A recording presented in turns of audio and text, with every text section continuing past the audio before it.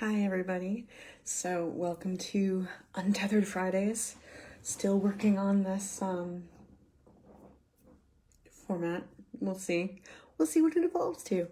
I wanted to come on and talk about. I'm looking to make this more of a interactive thing. Hopefully I'll have guests at some point.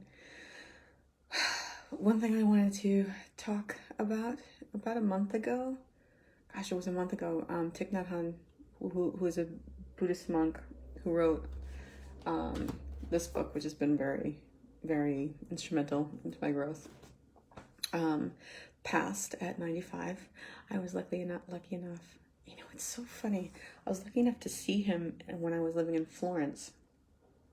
And I think now that was 20 years ago. Oh, so yeah, he was still old. I was like, no, it's 20 years ago. I thought he was so old, but he was young. No, I mean, not old, but not old, but like 20 years ago, he was like 75. So yeah, but still, whatever. Point being, like, he was an amazing, amazing person. And, he's the reason the first book I read of his was Jesus and Buddha as Brothers. And it was really interesting. And it was sort of a bridge from where I was at the time. Some of us, right, grew up in a particularly religious household. Some more religious than others. Mine wasn't as religious as they get, but it was pretty Catholic.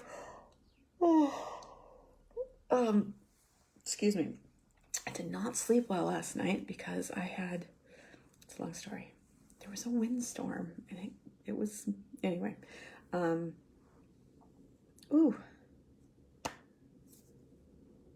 So, sorry,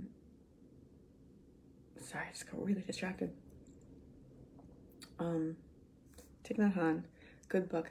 Jesus and Buddha as Brothers. I was Catholic, and I spent from like age 15 to like 25 or 26 or 27, like questioning my faith. And when I was in my early 20s, I found a book called Jesus and Buddha as Brothers.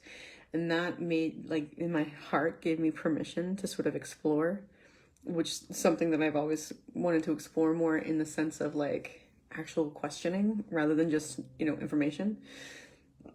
Excuse me. So I read his book and, like, just became obsessed.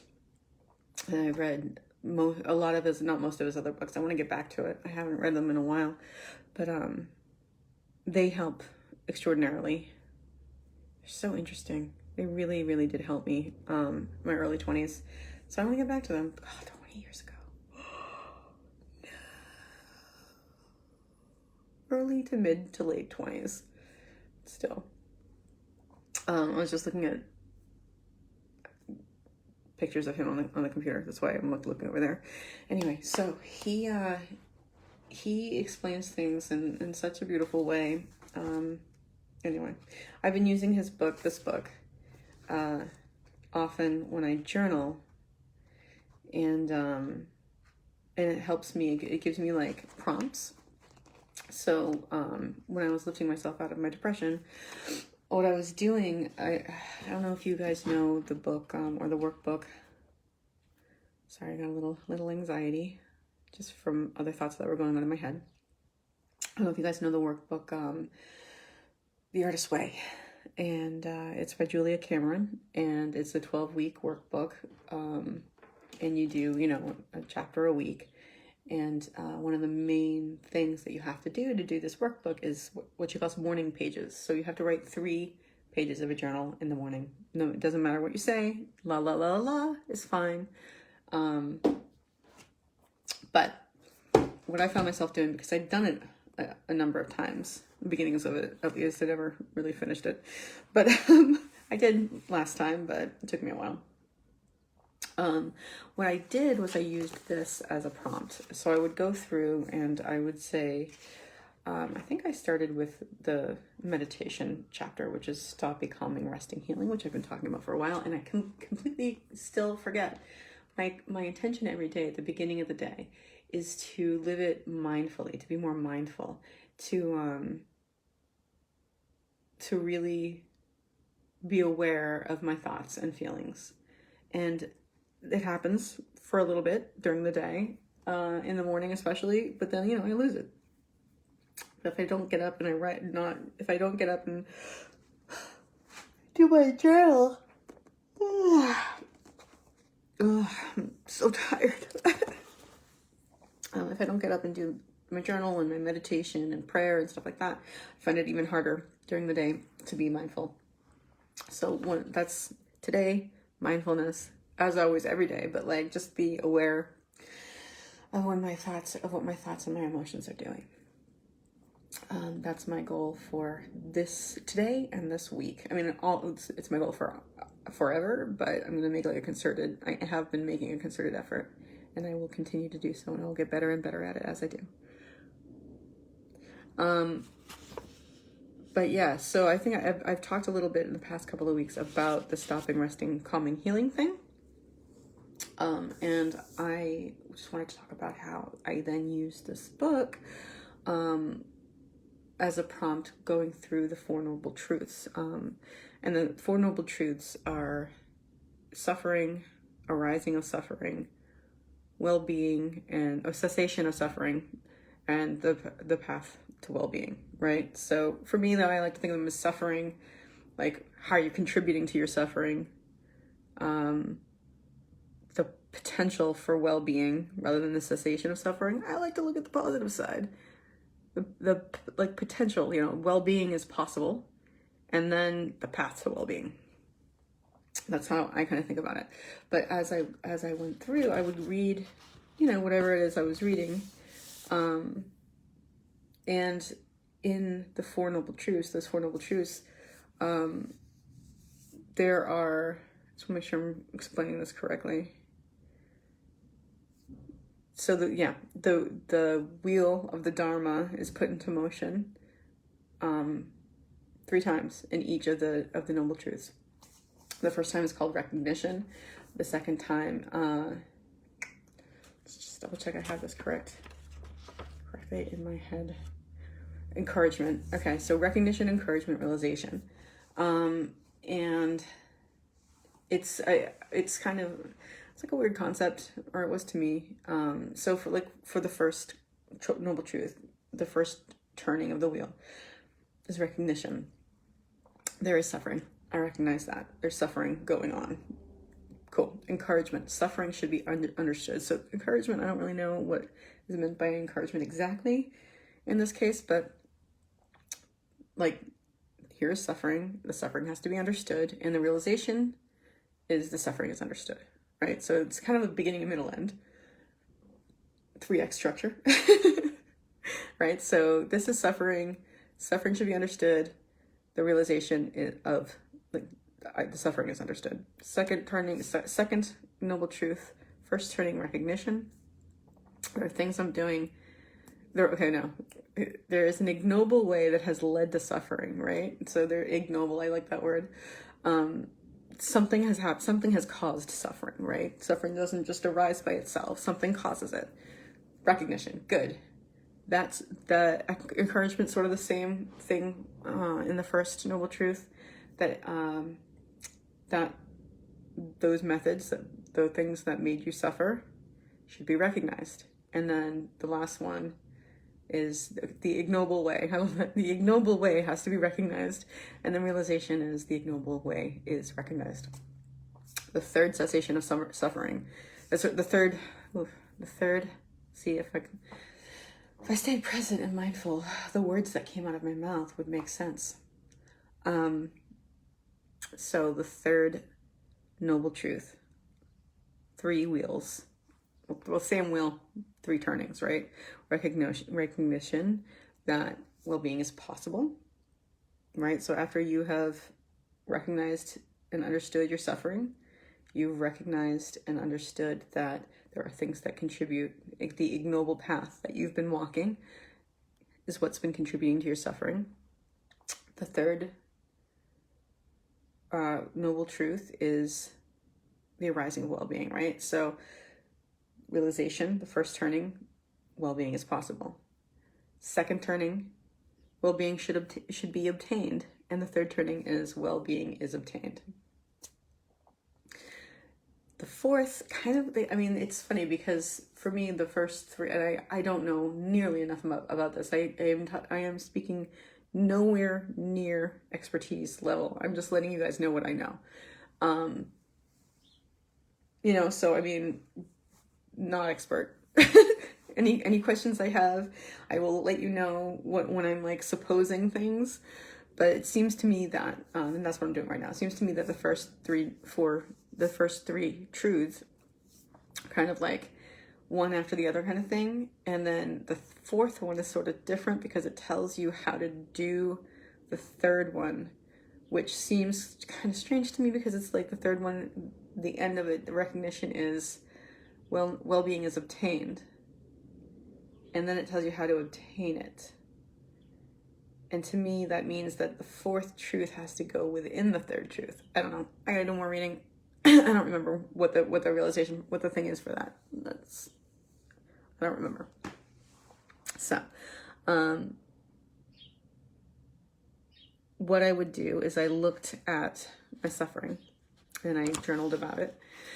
And I think I've talked a little bit about this before, but I would go through and I'd read, right?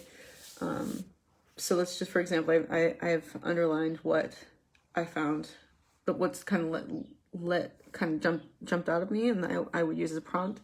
The first tuning is called recognition. We sense that something is wrong, but we're not able to say exactly what it is. We make some effort to escape, but we cannot.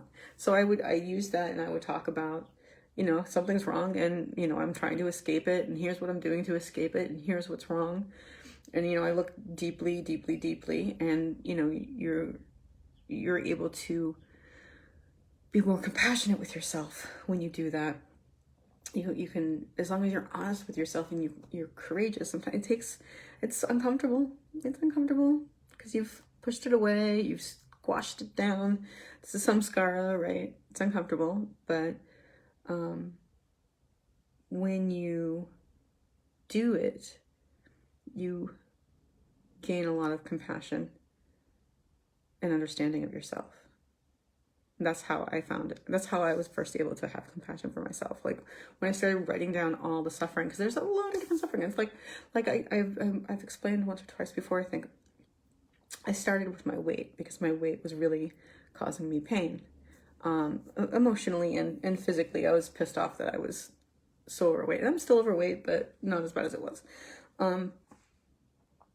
So what I would do was then I would outline, like, there's so many different kinds of suffering, right? There's physical suffering, there's emotional suffering, there's mental, spiritual, financial, relationships. What else? Well, you get the idea. All the different kinds of ways you can suffer in every area of life.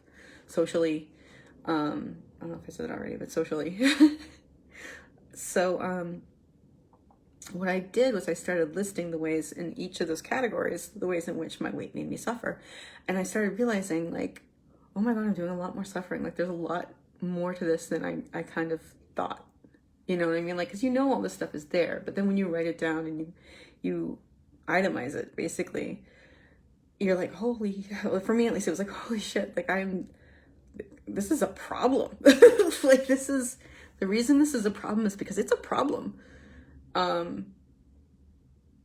Because there's so many different ways, there's physical, physiological, psychological, you know what I mean? Like, and obviously, physically, there was a bunch of different things that were causing pain. I was not fit, so I was out of breath more easily.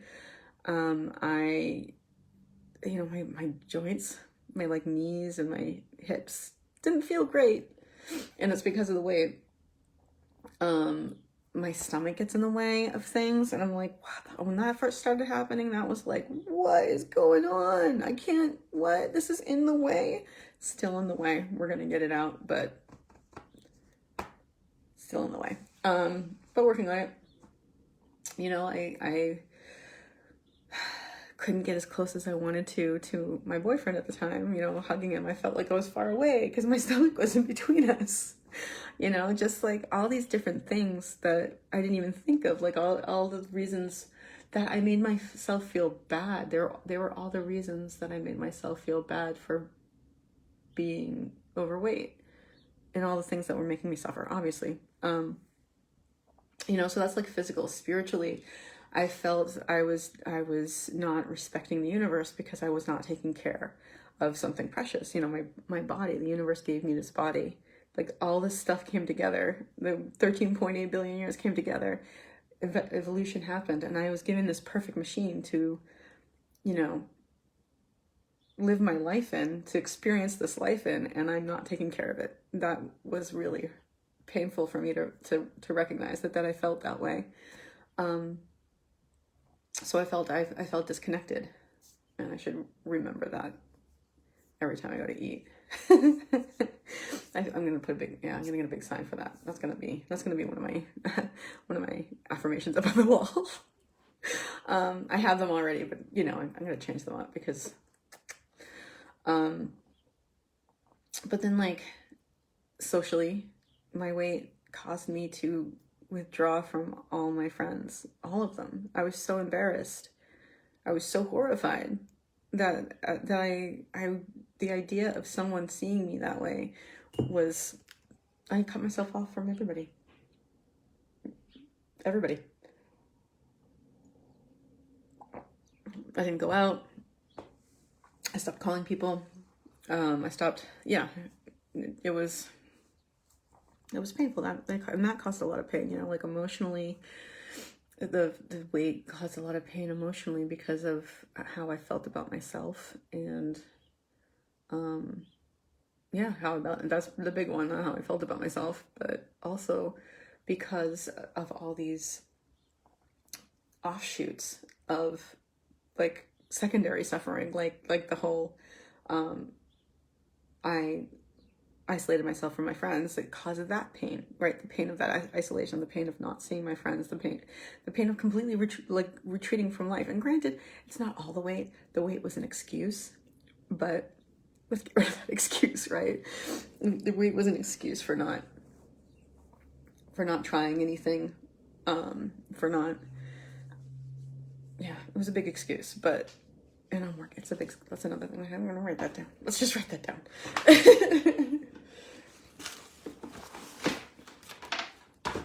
Your weight is an excuse to not, I don't want to say try, to not participate in life, to not go for it. We'll figure out the better wording later. I just wanted to write down the concept. So it caused all this emotional pain because of not seeing my friends, and then financially, I wasn't going out. I wasn't going after my dreams. I didn't think I could do anything. So mentally, I didn't think I could do anything. I thought, you know, I was this weak, horrible person. I thought that I was terrible, and because a lot of it had to do because of my weight, right? Man, I'm tired. I'm tired, and I'm dehydrated, and I'm 43. My face isn't doing what I used to do. I'm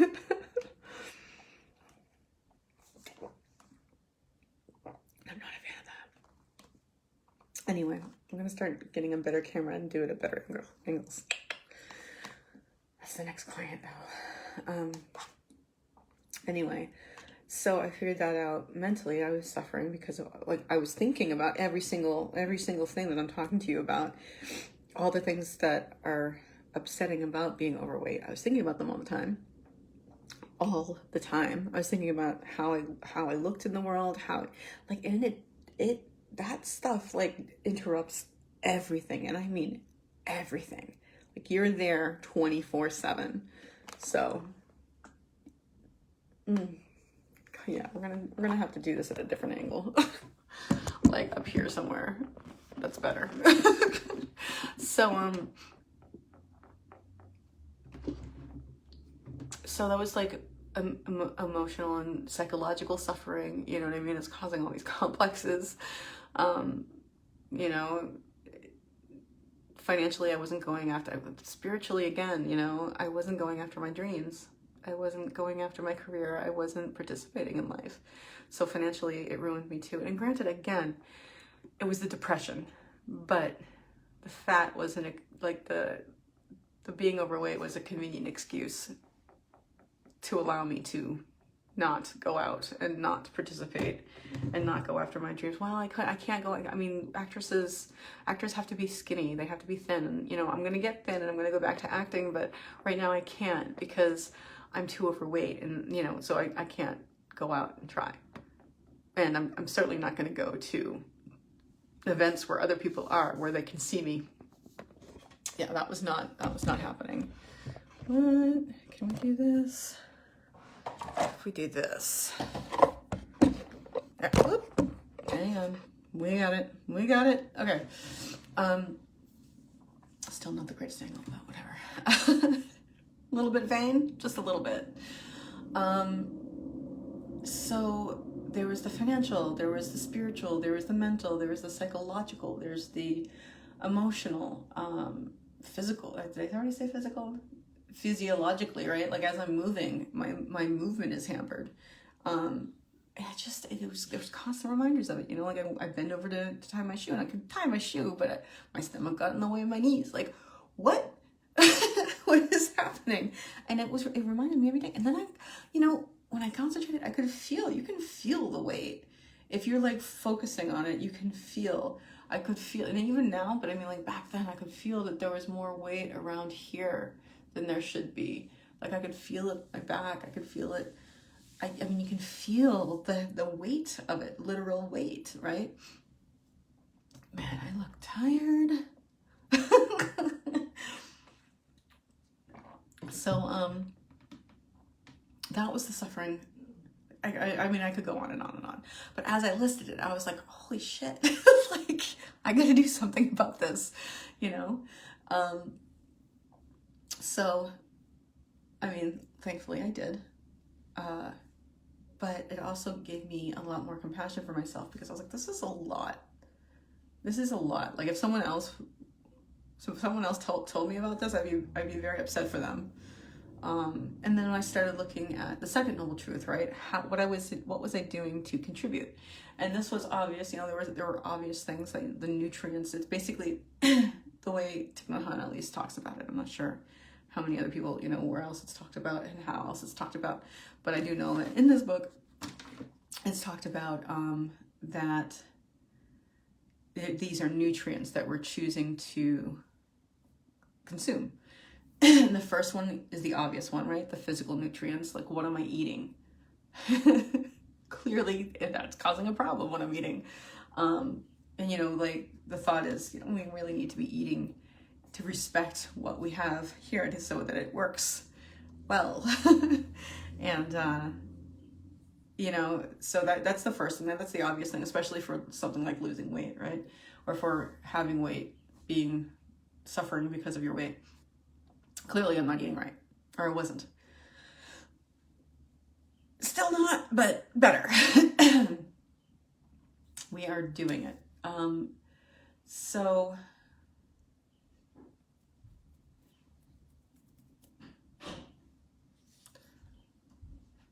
what was I going to say?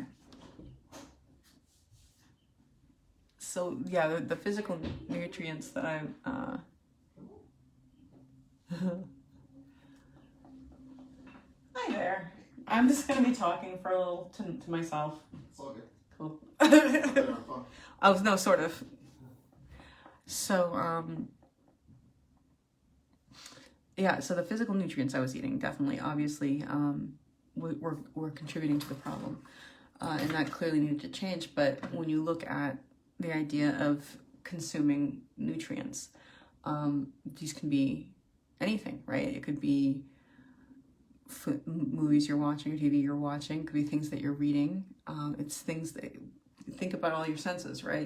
It's things that you see, it's things that you hear, it's things that you smell, things that you taste, things that you feel, that you touch and you feel are within your body too. These are all things, you have a lot of choice about the things that you allow to enter you. You have a lot of choice about what you consume, and what you consume is what's going to be contributing to your suffering. So, what I did there, just like with the first Noble Truth, I started cataloging all the different things that I was doing that were contributing to my suffering. And that was stuff like, a lot of times, especially with something like weight, right? You look at magazines, or not that they're really magazines anymore. There are, but who looks at them? Look at TV or movies, or, you're looking out on the street and you see someone go by, and you feel kind of like, oh, they look so much better than me. You know what I mean? Like, you compare yourself. That's not a good thing. That's not a good thing. That's not a good thing because your nutrients are also thoughts, right? You got to watch your thoughts. You got to watch what you're watching. You got to watch what you're listening to. This is a really good point. A friend of mine, she loves scary movies. She loves being frightened. She loves everything that's kind of macabre, and it affects her. Whereas I watch something like Star Trek, where, and I'm not saying one thing is better than another. It's just being aware that like Star Trek has like maybe Deep Space Nine, a little bit less, but still really cool. It's still like, we're awesome. In the end, everything's good with something like Star Trek. With the stuff that she likes to watch, nothing's good. There's like, the world is wrong. The world is a terrible, scary place. And that's all she consumes. And it's like, well, maybe you should think about that. But yeah, it's what we're putting in there, right? Music, things, people you're listening to speak, the people around you, the people whose company you're in. All of it, all of this is stuff that you're consuming, stuff that's going into your brain. Your brain is processing it, and it's fitting itself into your samskaras. It's causing samskaras. It's affecting your psyche, and that's going to affect your life, right? Especially if you're not aware that your psyche is just your psyche and not who you are. So the third noble truth, right? The possibility of the possibility of well-being, right? And the path forward. So that's, for me, I took a look at all the ways in which I was contributing to my suffering, and then looked at what the opposite would be. Something obvious is I'm eating bad foods and too much of them. I'll eat good foods and correct portions, right? One of the things that was interesting, I used to be really, really like very, very, very concerned and careful about how I treated my skin for the time that I was 16 till like the time that I was in my mid-30s. Every single day, wash my face in the morning, wash my face at night, do my moisturizer, like very, very sunblock, didn't matter what the day was doing, always sunblock, right? And it paid off. But as I got older and when I got really depressed, I kind of stopped doing it.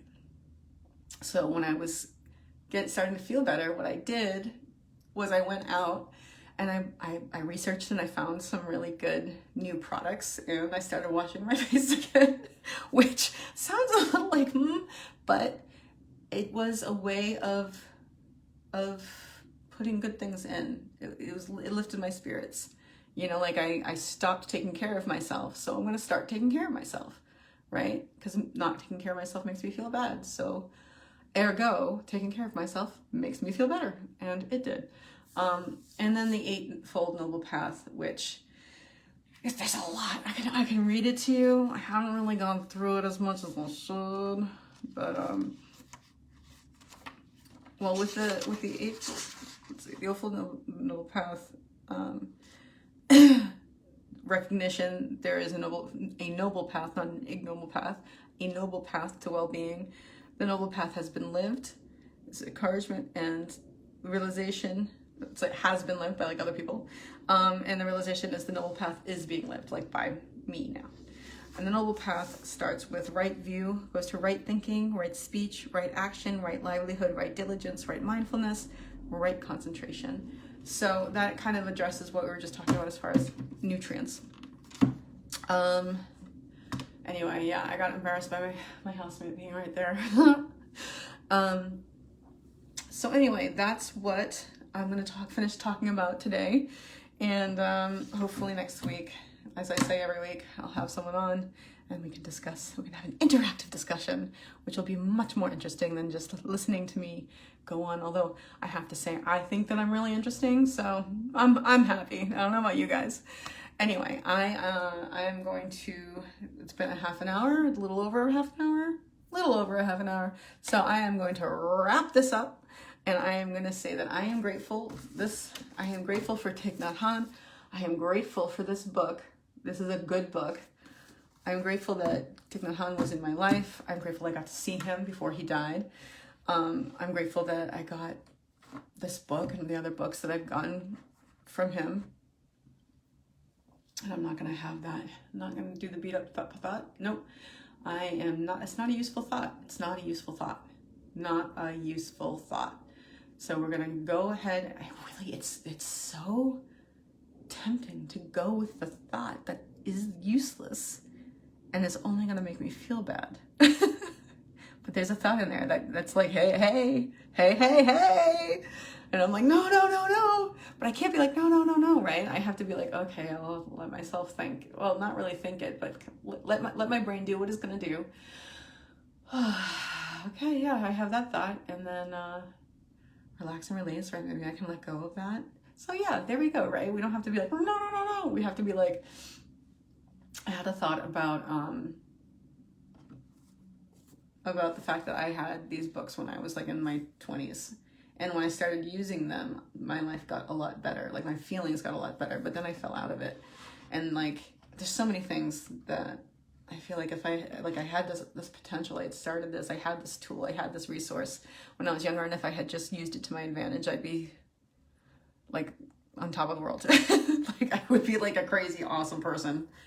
Not that I'm not a crazy, awesome person. Anyway, so that was the thought I had. And we'll just, yeah, I acknowledge that. I can acknowledge that I'm angry at myself about things like that. And I'm going to relax and release, and it's fine. I'm grateful that came up. I could discuss it with you, process it, and then that's another tiny little step to letting go of those feelings that plague me. So I'm grateful for that as well. So I want to point out to all of you out there, as I always do, I want to remind you that you can always choose. Sorry, I'm looking for different ways to say this because I say it a lot. But you can always choose to have a grateful day.